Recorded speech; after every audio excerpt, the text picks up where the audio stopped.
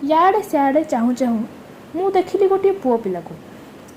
से मते देखि नथला, मात्र मु ता ऊपर आखि काढ़ी पारु नथली, कारण मु ताको चिन्ही थिली। प्रियांशु दास मोर सबुठारु भल सांग थिला थिला एबे नुहे। मु चकित रहीगली, एते चकित जे मु जानी पारिनी कि मु ताको बहुत समय हेलाणी चाहिछि। से मते देखि सारलाणी, से मो पाखको चलिकी आसुछि। तार गोटे पार्श्व ता सांग किछि बुझी पारुनी आ कौशल्या रो चाउमिन आसलाणी। जेता जानिबा अवस्था को आसिली, प्रियांशु मो आगरे ठिया होइथिला। ता सांगर ओ कौशल्यार अवस्था समान थिला। उभय किछि बुझी पारु नथिले, आखि एपट सेपट करी मते ओ प्रियांशु को चाहुथिले। प्रियांशु निजर साधारण प्रफुल्लता सह कथा आरंभ कला। गौरी, केते टाइम हेलानी देखा हैनु, भल अछुटी? कथा हेबा पई अडुआ लागुतला, मात्र मु टिके हसिली आ उत्तर देली, हाँ तू? मु भी भल अछि। मु आज भाबुथिली जे कॉलेज रे तू देखाई पारु। ता कथारे एते उत्साह थिला जे लागिला आम भितर किछि बदली नाही, केवल लागिला। मुंडरे किछि पसु नथला, कौन पचारिबी कौन कहिबी।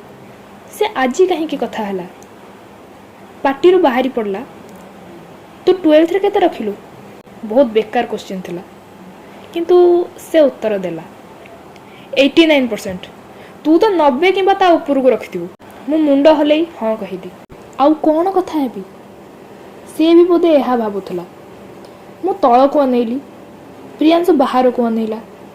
सेतेबेले मते मने पड़ला मो सांगरे कौशल्या अछि और मते ताको प्रियांशु सह परिचय कराइबा कथा, कारण ताको तो अकल लागुथबो। मु हठात ता आड़ को चाहि देखिली कौशल्या और प्रियांशुर सांग मिसिकी चाउमिन शेयर करी खाउचंदी। कौशल्या हसी की कहिला, थाउ हमर परिचय हेई गला। प्रियांशु सांग कहिला, तम माने निज परिचय दे दियो। कौशल्या और रही न पारी जोर रे हसी देला। इंट्रोडक्शन हैला। मु जानिली जे प्रियांशुर सांग ना हैला अयान बैनर्जी एवं प्रियांशु और अयान 2 मास हैला एका ट्यूशन जाउछंती। सेही ठारे से माने सांग हेले। कौशल्या और अयान जानिले जे मु और प्रियांशु पिला बेले सांगरे खेलुथुलु आ अष्टम पर्यंत एका स्कूल रे मध्य पढ़िथिलु।